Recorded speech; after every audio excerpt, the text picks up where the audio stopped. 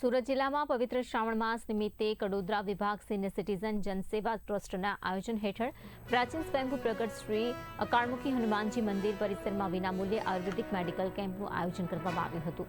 શ્રાવણ માસ દરમિયાન કડોદરા, પલસાણા, કામરેજ સહિત આસપાસના વિસ્તારોમાંથી મોટી સંખ્યામાં શ્રદ્ધાળુઓ પદયાત્રા કરીને મંદિરે દર્શન માટે પહોંચતા હોય છે। ત્યારે દર્શનાર્થીઓને ધાર્મિક આશીર્વાદની સાથે આરોગ્યલક્ષી સારવાર અને જરૂરી માર્ગદર્શન મળી રહે તેવા ઉમદા હેતુથી આ કેમ્પનું આયોજન કરવામાં આવ્યું।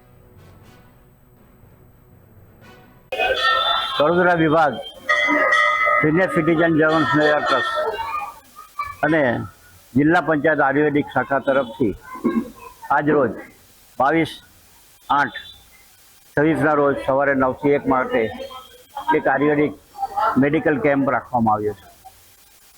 આ કેમ્પ અમે દર વર્ષે રાખીએ છીએ, જેના થકી શુદ્ધ આયુર્વેદિક દવાઓ હઠીલા રોગો માટે આપી શકાય।